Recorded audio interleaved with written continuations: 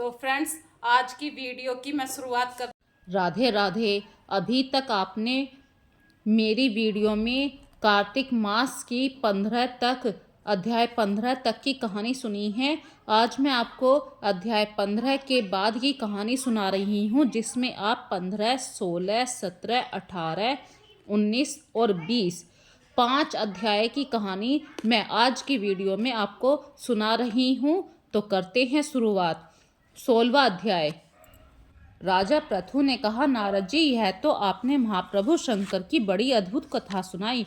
कृपा कर अब आप यह बताएं कि उस समय राहु उस पुरुष से छूटकर कहाँ गया। जब राजा पृथु ने देवर्षि नारद से ऐसा प्रश्न पूछा तो देवर्षि ने कहा, उससे छूटने पर वह बर्बर नाम से विख्यात हो गया और मानो नया जन्म पाकर उसने अपने आप को धन्य माना तथा वह धीरे धीरे जलंधर के पास गया। वहां जाकर उसने शंकर जी की चेष्टा कही। उसे सुनकर दैत्यराज को बड़ा क्रोध आया और उसने सब दैत्यों को सेना सजाने की आज्ञा दी। काल नेमि और शुभ निशुंभु आदि सभी महाबली दैत्य तैयार होने लगे। एक से एक महाबली दैत्य करोड़ों की संख्या में निकल कर युद्ध के लिए संबंध हो गए। महाप्रतापी सिंधु पुत्र शिवजी से युद्ध के लिए निकला। उसके आगे महर्षि शुक्र और छिन्न सिर राहु हुआ। फिर तो उसी समय जलंधर का मुकुट खिसक कर पृथ्वी पर गिर पड़ा। आकाश में मेघ छा गए।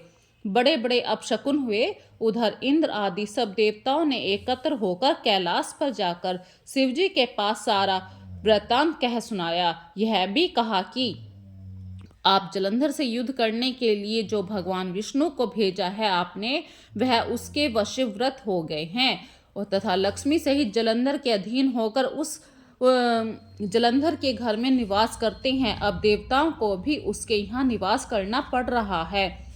अब वह सागर पुत्र आपसे युद्ध करने के लिए आ रहा है, अतः आप उसे मारकर हमारी रक्षा कीजिए। देवताओं से यह सब सुनकर शंकर जी ने भगवान विष्णु से पूछा, हे ऋषि, के इस युद्ध में आपने जलंधर का संहार क्यों नहीं किया और बैकुंठ को छोड़कर आप उसके घर कैसे चले गए। यह सुनकर भगवान विष्णु ने हाथ जोड़कर नम्रता पूर्वक शंकर से कहा, उसे आपका अंशिवा लक्ष्मी का भाई होने के कारण नहीं मारा। वह बड़ा ही वीर व देवताओं से अजय है। मैं सत्य कहता हूँ कि उसे कोई भी नहीं मार सकता। इस पर मुग्ध होकर मैंने स्वयं उसके घर में रहने का वर दे दिया और इसी कारण मैं उसके घर में रहता हूँ। हे सूर्यवर विष्णु, आप यह क्या कहते हैं? उस दैत्य जलंधर को मैं अवश्य मारूंगा, इसमें कुछ भी संदेह नहीं है। आप सब देवता जलंधर को मेरे द्वारा मरा हुआ जानकर ही अपने स्थान को जाएं।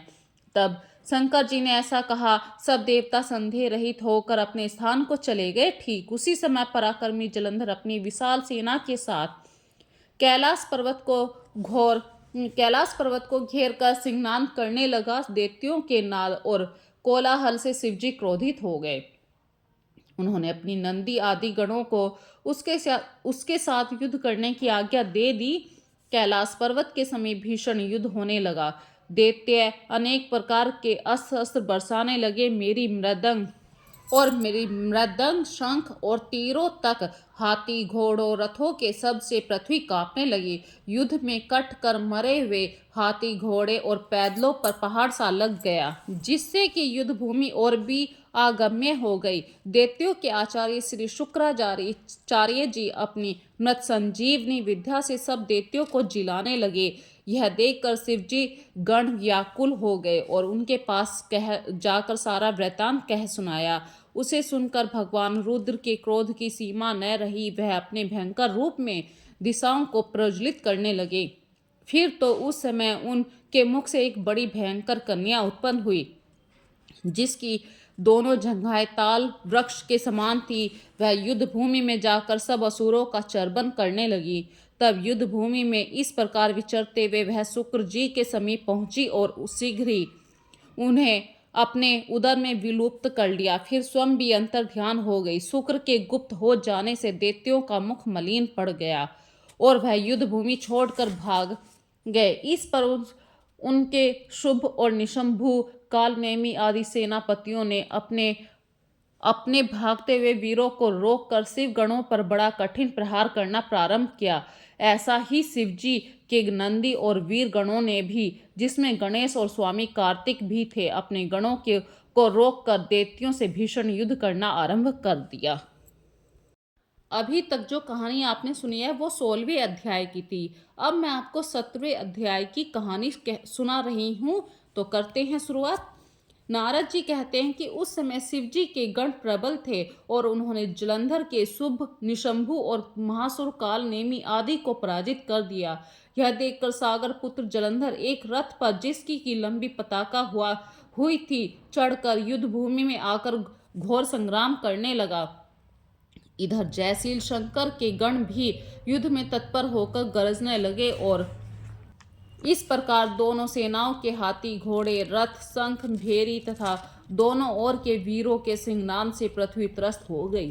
तत्पश्चात जलंधर ने कोहरे के समान बाणों को फेंककर पृथ्वी से लेकर आकाश तक व्याप्त कर दिया। नंदी को 5, गणेश को 5, वीरभद्र को एक साथ 20 बाण मारकर उनके शरीर को छेद दिया और मेघ के समान गर्जन करने लगा।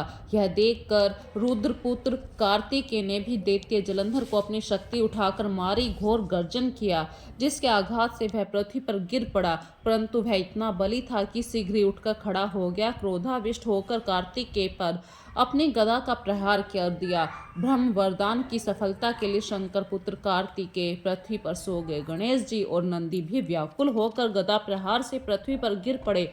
वीरभद्र का सिर फट गया और बहुत सा रक्त बहने लगा। वीरभद्र को पृथ्वी पर गिरा देखकर शंकर के गण चिल्लाते हुए संग्राम भूमि छोड़कर वेग से भागे। इस प्रकार हमारा 17वां अध्याय समाप्त हुआ। आगे की कहानी है 18वें अध्याय में। तो करते हैं शुरुआत 18वां अध्याय। देवर्षि नारद जी ने कहा, अब रौद्र रूप महाप्रभु शंकर अपने वीर गणों के साथ नंदी पर चढ़कर हंसते हुए युद्ध भूमि में आए। तब उन्हें आया देखकर उनके पराजित गण फिर से लौट आए और सिंहनाद करते हुए आयुधों से दैत्य पर प्रहार करने लगे। भीषण रूपधारी रुद्र को देखकर दैत्य भागने लगे। तब युद्ध में अपने दैत्य को पराहंस मुख होते देखकर जलंधर 1000 बाण छोड़ता हुआ भगवान शंकर की ओर दौड़ा। उसके शुभ, निशंभु आदि वीर भी क्रोधित होकर अपने होठों को काटते हुए भगवान शंकर की ओर दौड़े। इतने में भगवान शंकर ने जलंधर के सब बाणों को, जालों को काटकर अपने गणों को निर्भय करके अपने अन्य बाणों को आंधी से भी तेज दैत्यों को पीड़ित कर दिया। खड़गोरमा नामक दैत्य को अपने फरसे से मार डाला। बलाहक का भी सिर काट दिया। धसमर भी मारा गया और शिवगण चीशिखा प्रचंड नामक दैत्य का सिर काट डाला। किसी को शिवजी के बैल में मारा। कई उनके बाणों द्वारा मारे गए। यह देखकर जलंधर अपने शुभ और दैत्यों को धिक्कारने लगा, भयभीतों को धैर्य देने लगा, पर किसी भी प्रकार से भयग्रस्त दैत्य दोबारा युद्ध भूमि में लौटने को तैयार न हुए। दैत्य सेना ने पलायन कर दिया। तब महाक्रोधित जलंधर शिवजी को अपनी ओर ललकारने लगा। साथ ही उसने 70 बाण मार कर शिवजी को दूध कर दिया और भी बहुत सारे बाणों को मारा। शिवजी उसके बाणों को काटते हुए यहाँ तक कि उन्होंने जलंधर की ध्वजा, छत्र, धनुष को भी काट दिया। फिर 7 बाण मारकर उसके शरीर को आघात पहुंचाया। धनुष के कट जाने से जलंधर ने एक प्रचंड बाण मारकर उसकी गदा के टुकड़े टुकड़े कर दिए। तब उसने समझा कि यह मुझसे अधिक बलवान है, अतः उसने गंधर्वी माया उत्पन्न कर दी। अनेक गंधर्व और अप्सराओं के गण उत्पन्न हो गए। वीणा, मृदंग आदि बाजों के साथ नृत्य और गान होने लगा। इससे अपने गणों सहित रुद्र भी मोहित हो गए। उन्होंने युद्ध बंद कर दिया। फिर तो काम मोहित जलंधर बड़ी शीघ्रता से त्रिनेत्र भगवान शंकर का रूप धारण करके वृषभ पर बैठकर पार्वती के पास जा पहुंचा। उधर जब पार्वती ने अपने पति को आते देखा तो उसने सखियों का साथ त्याग दिया और आगे आई। पार्वती को देखकर कामोत्तर जलंधर का वीर्य पतन हो गया और उसके पतन से वह जड़ भी हो गया। गौरी ने उसे दानव समझा। वह अंतर्ध्यान होकर उत्तर की ओर मानस पर चली गई। तब वहां पार्वती को न देखकर जलंधर फिर शिव जी की ओर लौटा। उधर पार्वती जी ने भगवान विष्णु को बुलाकर दैत्य धन का वह कृत्य कहा, यह प्रश्न किया कि आप इससे अवगत हैं। भगवान विष्णु ने हाथ जोड़कर सिर नवाकर उत्तर दिया, आपकी कृपा से मुझे सब ज्ञात है। हे माता, जो आज्ञा है पालन करूं। जगत माता ने विष्णु जी से कहा, उस दैत्य ने जो मार्ग खोला है उसका अनुसरण उचित है। मैं तुम्हें आज्ञा देती हूँ, तुम जाकर उसकी स्त्री का पति व्रत भ्रष्ट करो, वह दैत्य तभी मरेगा। पार्वती जी की यह आज्ञा पाते ही भगवान विष्णु उसको शिरोधार्य कर छल करने के लिए जलंधर के नगर की ओर गए। इस प्रकार हमारा 18वां अध्याय समाप्त हुआ। 19वां अध्याय। राजा पृथु ने कहा, हे देवर्षि, आप अब यह कहिए कि भगवान विष्णु ने वहां जाकर क्या किया। तब जलंधर की पत्नी का पतिव्रत कैसे भ्रष्ट हुआ। नारद जी बोले, जलंधर के नगर में जाकर भगवान विष्णु ने उसकी पतिव्रता स्त्री वृंदा का पतिव्रत भंग करने का विचार किया। वह उसके नगर में एक उद्यान में जाकर ठहर गए। रात में उसको स्वप्न दिया, वह उनकी माया और अद्भुत कार्य पद्धति थी। और फिर उनकी माया द्वारा जलंधर की पत्नी पतिव्रता वृंदा ने रात में यह स्वप्न देखा कि उसका पति नग्न होकर सिर पर तेल लगाए महर्षि पर चढ़ा है। वह काले रंग के फूलों की माला पहने हुए हैं। उसके चूहे और हिंसक जीव हैं। वह सिर मुंडाए हुए है, अंधकार में दक्षिण दिशा की ओर जा रहा है। उसने अपने नगर को समुद्र में डूबा हुआ देखा। इस प्रकार बहुत से भयानक सपने देखे। फिर तत्काल ही वह जाग पड़ी, स्वप्नों के संबंध में विचार करने लगी। इतने में उसने सूर्य को उगते हुए देखा तो उसमें एक छिद्र दिखाई दिया। वह कांतिहीन था, इसे उसने अनिष्ट जाना। वह भयभीत होकर रोने लगी। वह छज्जे पर गई, अटारी पर चढ़ी, भूमि पर उतरी, मगर उसको कहीं पर भी शांति प्राप्त न हुई। फिर उसने अपनी 2 सखियों को साथ लेकर उपवन में गई, परंतु वहां पर भी उसको शांति न पड़ी। फिर वह जंगल में निकल गई, मगर वहां भी उसको चैन न आया। वन में उसने सिंह के समान 2 भयंकर राक्षसों को देखा, जिससे वह अत्यंत भयभीत होकर वहां से भागने लगी। उसी क्षण वहां पर अपने शिष्यों सहित एक मौनवी तपस्वी आ गए। भयभीत वृंदा उसके गले में हाथ डालकर उनसे अपनी रक्षा के लिए याचना करने लगी। मुनि ने अपनी एक ही हुंकार से उन दोनों राक्षसों को भगा दिया। वृंदा को आश्चर्य हुआ। वह भय से मुक्त होकर मुनिनाथ को हाथ जोड़कर प्रणाम करने लगी, कृतज्ञता का ज्ञापन किया। फिर उसने मुनि से अपने युद्धरत पति के संबंध में उनकी कुशल क्षेम का प्रश्न किया। मुनि ने मौन होकर आगे पीछे देखकर कुछ कहना ही चाहा कि उसी समय 2 वानर मुनि के समक्ष आकर हाथ जोड़कर खड़े हो गए, और ज्यों ही मुनि ने भकुटी संकेत किया, त्यों ही वह उड़कर आकाश में चले गए। फिर जलंधर का सिर वह धड़ लेकर मुनि के पास आ गए। तब वृंदा अपने पति को मृत जानकर मूर्छित होकर गिर पड़ी। अनेक प्रकार के वचन कहकर दारुण विलाप करने लगी। पश्चात उसने उस मुनि से कहा, हे कृपा निधे, आप मेरे पति को जीवित कर दीजिए। पतिव्रता परायण दैत्य पत्नी ऐसा कहकर दुख की श्वासों को छोड़ती हुई मुनीश्वर के चरणों में गिर पड़ी।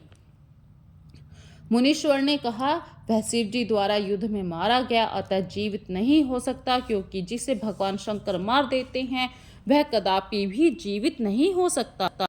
परंतु शरणागत की रक्षा करना सनातन धर्म है, अतः मैं कृपा करके इसे जिलाए देता हूँ। नारद जी के कहते ही वह मुनि साक्षात विष्णु ही थे, जिन्होंने की यह सब माया फैला रखी थी। वह वृंदा के पति को जीवित करके अंतर्ध्यान हो गए। जलंधर ने उठकर वृंदा का आलिंगन किया, उसका मुख चूमा। वृंदा भी पति को जीवित देखकर अत्यंत हर्षित हुई। अब तक हुई सब बातों को स्वप्न समझा पश्चात वृंदा सकाम हो बहुत दिन तक उसी वन में अपने पति के साथ विहार करती रही। फिर एक दिन उसने सूरत एवं संभोग काल के अंत में भगवान विष्णु को पहचान लिया, अतः उन्हें ताड़ित करती हुई बोली, हे पराई स्त्री से गमन करने वाले विष्णु, तुम्हारे शील को धिक्कार है। मैंने जान लिया है कि वह मायावी तपस्वी तुम ही थे।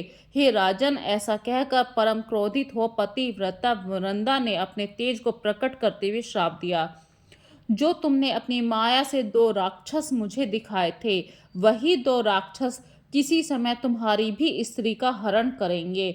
उसके विरह में दुखी होकर तुम वानरों की सहायता से वन में भ्रमण करोगे।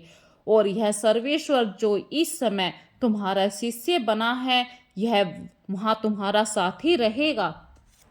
ऐसा कहकर पतिव्रता वृंदा भगवान विष्णु के लाख मना करने पर भी अग्नि में प्रवेश कर गई। ब्रह्मा आदि देवता आकाश से उसका प्रवेश देखते रहे। वृंदा के शरीर का तेज श्री पार्वती जी के शरीर में चला गया और आकाश से जय जय शब्द होने लगे।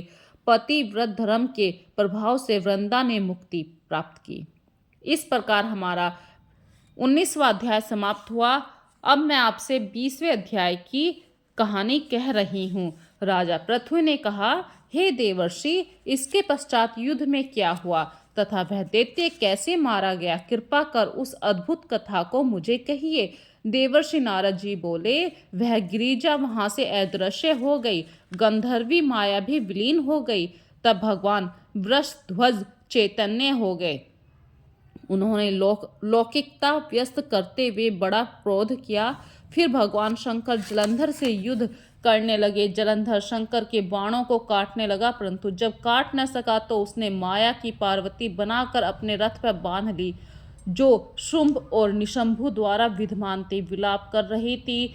तब अपनी प्रिय पार्वती को इस प्रकार कष्ट में पड़ा देखकर लौकिक लीला दिखाते हुए भगवान शंकर प्राकृत जनों की तरह व्याकुल हो गए और उन्होंने अग्नि पुंज की तरह से भयंकर रौद्र रूप धारण कर लिया। अब उनके रौद्र रूप को देखकर कोई भी दैत्य उनके सामने खड़ा होने में समर्थ न हो सका। सब भागने लगे, छिपने लगे, यहाँ तक कि शुभ और निशंभु भी युद्ध में स्थित होने को समर्थ न हो सके।